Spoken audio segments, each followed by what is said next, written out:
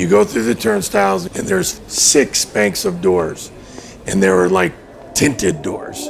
And you open the door and you just...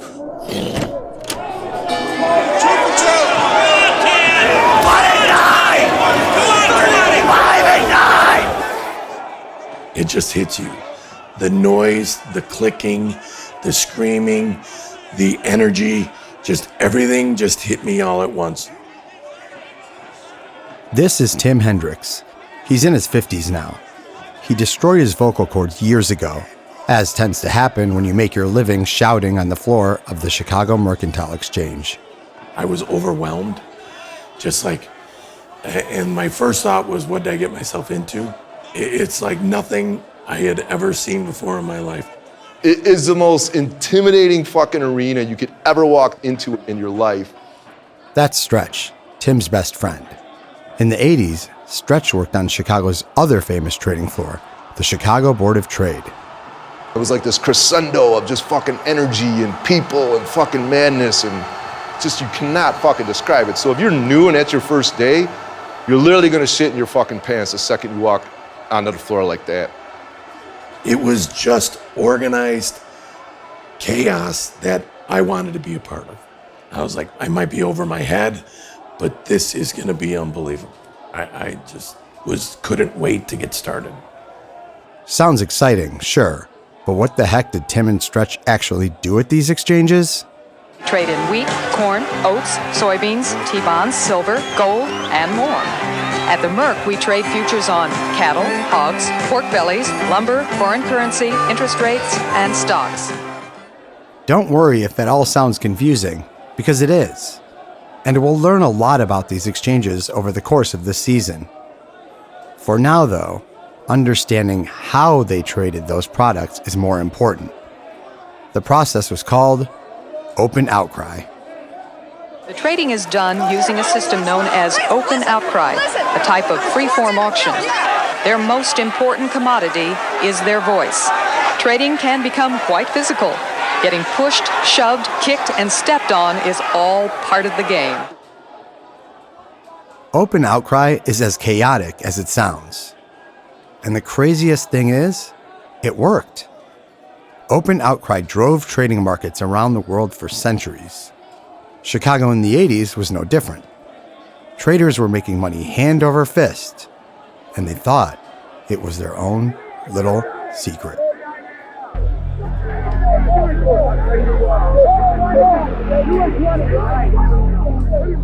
But what they didn't know is that someone was in their midst, watching, listening, and recording.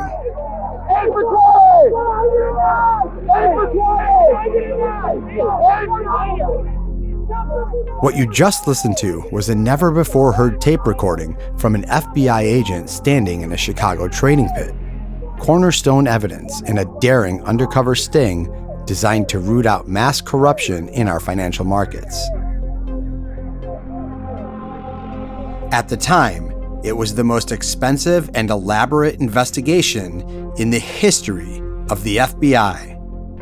And it was a massive victory. The FBI used extraordinary means to detect extraordinary fraud. Or a failure of epic proportions. They were down there to expose a big cheating scandal. Did they? I don't think they did. It all depends who you ask.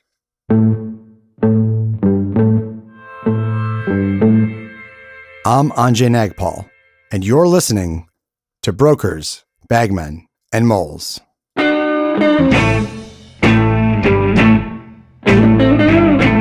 Was always just cocaine residue on every single dispenser, in every stall, in every bathroom. 4 FBI men wearing wires infiltrated the Board of Trade and the Mercantile Exchange.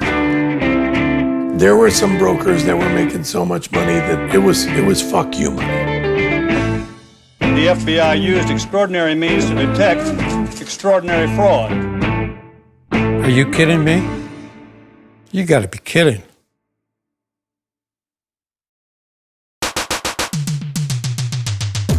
Chicago in the 80s was a universe unto itself. We had our own foods like deep dish pizza, Chicago-style hot dogs, and my favorite, the Italian beef sandwich. Most people like it real juicy, so that's why I go from the pan to the sandwich fast. We had our own epic political battles. When will you recognize us, sir? You're out of order, Mr. Dillon. When will you this whole procedure is out of order the way you're conducting that chair? And of course, our teams brought the city together in a way that nothing else could. Cubs win! The good Lord wants the Cubs to win! Here's Michael at the foul line. A shot on Elo. Good! The Bulls win! They win! Put it all together, and it felt like a small town. The biggest small town in the world. But as Sean Connery notes in Brian De Palma's legendary 1987 film The Untouchables, there was another side to the city. Welcome to Chicago. This town stinks like a whorehouse at low tide. Chicago's always been known for being a corrupt town, and the 80s were no exception. One of the Chicago mob's most colorful gambling bosses. Charged with a variety of federal crimes. He ran an outfit gambling racket. The FBI began a secret investigation. There was just so much happening in Chicago in the 80s, it's no wonder the Board of Trade and the Mercantile Exchange didn't get a ton of press. But they should have, because these sleepy agricultural exchanges quadrupled in size, bringing untold wealth to the city and its residents. It was like an ATM machine for traders, right? We're $1 trillion market. No one knows that people are printing money here legally. Along with that growth came a lot of jobs. Those jobs were often filled by hardworking and sometimes aimless guys like Tim and Stretch. My mom's cousin was a trader. So at Easter that one year, he's like, you got the personality, you should work down on the trading floor. And I was like, oh yeah, great. Anyway, I did that junior year, and then when I went to college, I kind of always felt like I had that in the back of my mind, the trading floor. Stretch and Tim grew up together. After high school, they went to college together. But it didn't go too well. It's the summer of '86, and he was trying to meet the mailman for his report card from college. He wanted to be the one to get it. One day, he hears his mom walk in and just scream, "Kevin!" Stretch's real name is Kevin Huff, but only his mom called him that. And only when she was really mad. His grade point average was a .60 or some crazy-ass low number. He was kicked out of Western Illinois. You gotta be a special person to be kicked out of Western Illinois. Stretch called his mom's cousin, and he was on the floor in no time. For Tim, it started with a friend's cousin.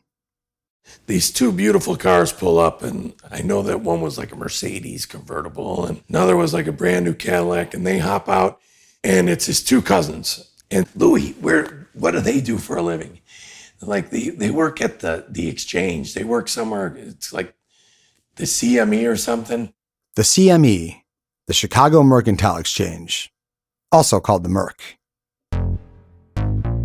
This had to have been January '86. So it wasn't a month later that Louis comes up to me and says, "Hey, my dad had an in and he's got me down there." I'm like, no way. And so I wanted to say, well, Louis, can you ask your cousins to get me down there? Because I didn't think I had an in. But within the next few days, I went to my dad. He's like, oh, I know. Your Aunt Rosa's best friend is down there. Let me see if she can help. Aunt Rosa's friend, she did help. And Tim got an entry-level job on the trading floor. These stories are typical of how people broke into the business. Unlike most Wall Street jobs, an education in finance wasn't required. Once Tim stepped onto the trading floor, he couldn't believe his eyes. There were some brokers that were making so much money that they, it was fuck you money. Hebrew was this guy's badge. I just remember he had this brand new, big ass Mercedes, and his garage wouldn't work. And being late for work would cost him more than driving through the garage. So he just blew through the garage door, shattered it, fucked his whole car up, and got into work. Just that story, I was like, holy shit. Then I found out that the guy fills like, $50,000 a day in business. I was like, oh, all right. I'd drive through my garage too, I guess.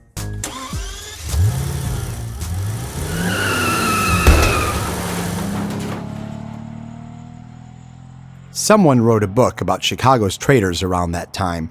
They called it The New Gatsbys. But I gotta tell you, this was no high society. I always felt a rite of passage of working on the trading floor was shitting in your pants.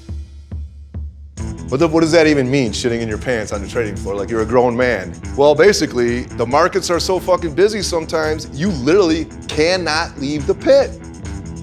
I don't know about you, but that doesn't sound like Jay Gatsby or even Nick Carraway. The toilet paper dispenser was always just cocaine residue on every single dispenser, in every stall, in every bathroom, and probably half the times you were taking a shit, you would hear somebody do a line in one of the stalls. It was just, nobody even blinked. It was just part of the fucking workday. The most unconventional workday in the world.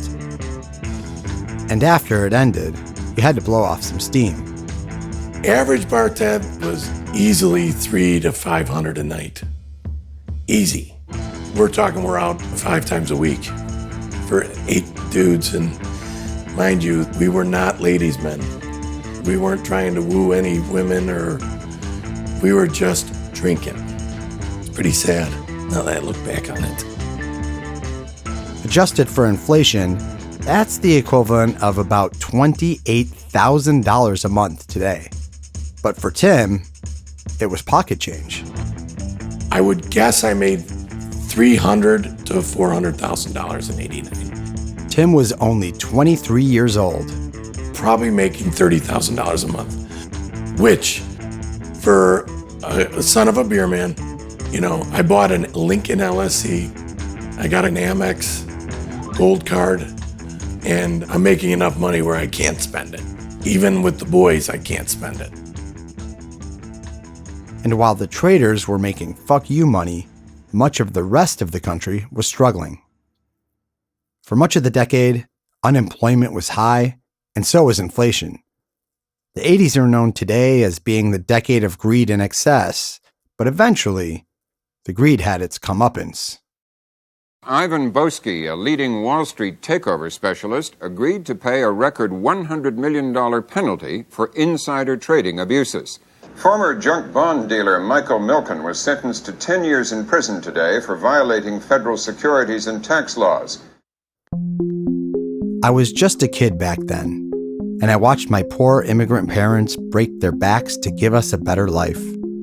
So white-collar crime has always been a mystery to me.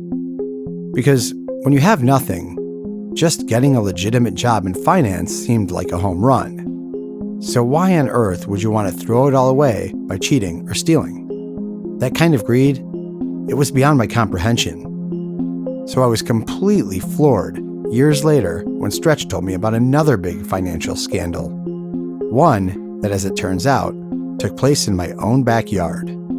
So in the late 80s, there was an FBI sting on the trading floor, and they eventually indicted 46 traders for various trading offenses. Another reason I'm so interested in this story is that for a few years after I graduated college, I was a trader at the Merc. I traded there for several years before I decided it wasn't for me. So when I heard this story, I was in a state of disbelief. How is it possible that I never heard of it? Stretch said the FBI suspected that brokers were ripping off customers on a massive scale. So they sent 4 FBI agents into the trading pits wearing tape recorders to catch them in the act. But after 2 years, the FBI agents couldn't grasp the fast-paced world of floor trading, and the operation came away empty-handed. My first reaction was laughter. I couldn't picture a clean-cut federal agent trying to mix in with a bunch of rough and rowdy Chicago traders who screamed at each other all day in the pits. Plus, this was Chicago. Everyone knew everyone, especially in the clubby atmosphere of these exchanges. But it turns out that Stretch wasn't done telling me the story. In fact, he saved the best for last. These guys had to lose millions of dollars along those couple of years pretending to be a trader when they really didn't have any idea what they were doing probably, Adding to the cost of the investigation, what'd you get out of it? They just settled for these guys $300, $100, $600. They settled for the scraps. According to Stretch, not only did the FBI fail to uncover any significant corruption, they also lost millions of taxpayer dollars trading in the markets. Since I know traders have a propensity to exaggerate, I had to get the facts for myself. And what I found made this investigation sound very different than the way I heard it from Stretch. 46 traders at Chicago's Mercantile Exchange and the Board of Trade were charged with hundreds of counts of racketeering and tax fraud. The government says this is the most wide-ranging use to date of the Racketeering Influence Corrupt Organization, or RICO, law against white-collar crime. The activities uncovered at these exchanges simply cannot and will not be tolerated. The FBI used extraordinary means to detect extraordinary fraud. At first, the press and the FBI made this out to be a massive criminal conspiracy. But over time, it just seemed to fade from the headlines. And there was no big picture assessment that told you who the winners and losers were. Did the FBI really botch this expensive, high-stakes operation? I needed to talk to someone who was there. Tim and Stretch were just starting out at that time, and they weren't in the same pits as any of the FBI agents. But they were able to put me in touch with someone who was there. Someone whose life was completely upended by the investigation.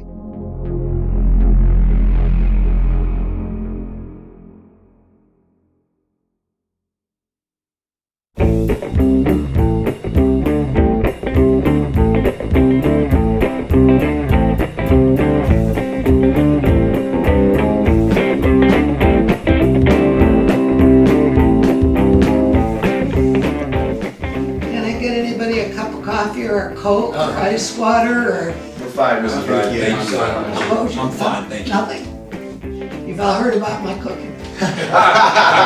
She's a damn good cook, believe me. You're a big time. I cook a great cook. In June 2020, Stretch and I flew out to Chicago and drove to suburban Glenview to see a former trader named John Ryan. John was a local trader in the soybean pit at the Board of Trade.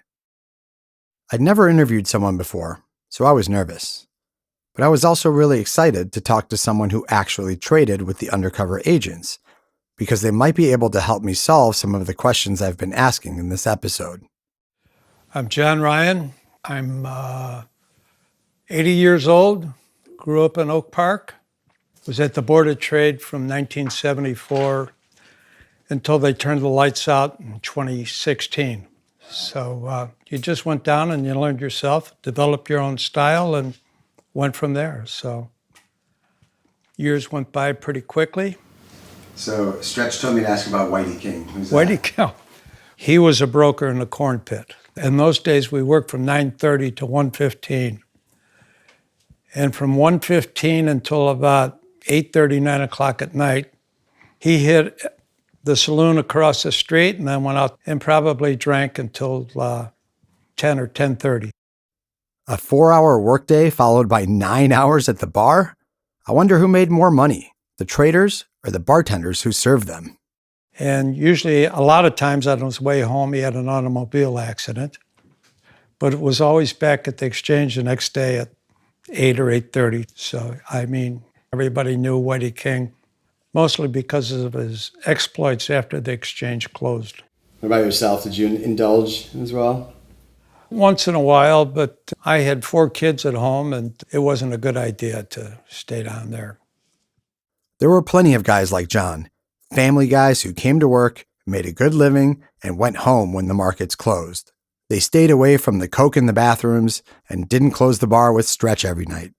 John just kept his head down and did his job. The interview was going okay, so I decided to ask John about his interactions with the FBI moles. So then in the 80s, FBI came down on the floor. And when did you first know that there was, this investigation going on? When did you first hear about it? Oh, I think when they started visiting homes and interviewing people. Did anyone ever come here? Come here? No. Right. I didn't live here then. Well, sorry. Yeah. Did anyone come to your house where you lived at the time? Yeah. Can you tell us about it? I'd rather not. I was not expecting that answer. Stretch told me John couldn't wait to tell the real story behind the investigation, so I was expecting some sort of revelation. I wasn't expecting to be completely stonewalled.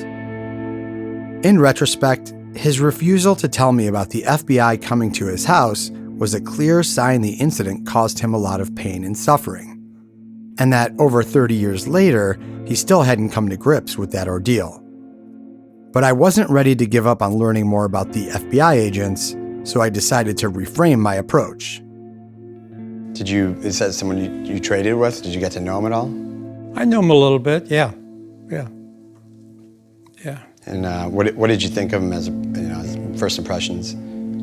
I didn't have any impression of him. Okay. And anything you don't feel comfortable with, obviously, just, that's fine. But I don't think you want my opinion of it, so. Oh, I absolutely do. Pardon me? I said I absolutely do. I'd love to get your opinion. Well, I don't think it'd be beneficial for me. There are a lot of people that built their careers as a result, in the government side, as a result of that investigation. So.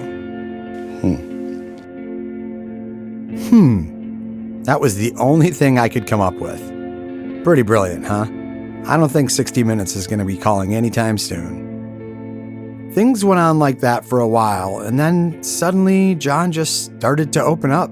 The judge in the trial would sit there and draw circles, and his only reaction to anything was, we'll let the jury figure that out. And the jury was half asleep most of the time. And I spent 4.5 months in court, and I don't want to tell you what it cost me to go through that, both financially and mentally. I ended up with 2 felony counts where my net profit was from filling an order that I was to receive $1.25 for. It was not a good situation, so it wasn't a good experience. And then John answered one of my key questions. Did the FBI take the time to try to understand the trading floor? Or did they just show up totally unprepared? Things that were going on, they missed. They weren't prepared to do it. And they couldn't figure it out. They didn't have the expertise. They had no idea. They just went around and tried to see if they could catch some people trading after the close or something like that. Would you say there were guys did kind of take advantage of the open outcry system? And what do you think? I would think there were a few. I think it's a... Yeah, there were a lot. Yeah, there were a lot. That was the revelation I was hoping for. John just admitted that there really were a lot of traders taking advantage of the easily manipulatable open outcry system. I needed to get a sense of the scale and the scope of the theft committed by the brokers in the trading pits. Because if they were pocketing a few dollars or a few $100s off of trades worth millions and millions, it's still wrong, but is it really worthy of mounting such a huge and elaborate investigation? What do you think they were really down there for? Because this was an expensive operation. Their ultimate goal wasn't to, to bust guys for these small amounts of money. Are you kidding me? You got to be kidding. They were down there to get anybody they could. They got what they wanted. They got indictments. The interview didn't last too much longer. Is there anything else you want to kind of say about that matter? About what? About the FBI investigation? No. But at least there was one thing John and I agreed on. They were down there to expose a big cheating scandal. Did they? I don't think they did. Thanks, John. That's a wrap on John, as we say in Hollywood. As we were packing up our stuff, Mrs. Ryan walked back into the room. I've learned a lot. I used to think the FBI was this great, clean, they're human like everybody. She said, I used to think that the FBI was this great big thing, but they're human like everybody. I think she was implying that, like all humans, the FBI makes mistakes, and that what they did to her husband was a mistake, and maybe that the whole investigation was a big mistake. But this is the mighty FBI. They take down dangerous terrorists and mobsters and outsmart Wall Street's sharpest white-collar criminals. So when they go all out with this extravagant and exhaustive investigation, I'm supposed to believe that they just made a mistake? I see where Mrs. Ryan is coming from, but over the course of this series, we'll learn there's a lot more to unravel. As we drove away from John's house, something he said really stuck out to me. There are a lot of people that built their careers as a result of that investigation. I was too busy stumbling through my first interview to absorb that statement. But by the end of this season, we'll learn that this story doesn't just involve traders and FBI agents. It's just as much about the powerful lawyers, politicians, and CEOs that were really running the show from behind the scenes. But like they say, hindsight is 20/20. So I kept digging, and I found a book about the operation. It's called, you guessed it, Brokers, Bagmen, and Moles. It was a good overview of the investigation, and it gave me some leads to follow up on. One of the stories is about a young female bond broker. She was the only woman indicted in this case. When the FBI knocked on her door, she was in a bathrobe about to go to sleep. And they told her if she didn't cooperate, she would go to jail for a long time, and they'd take all her money and her belongings. Well, she did cooperate, and because she did, she was banned from trading for life. With no other options, she went to work at her dad's suburban dry cleaning shop until she got back on her feet. And 30 years later, that's where we found her, still working at the dry cleaners. She wouldn't talk on the record, but she did tell us she thought this investigation was bullshit.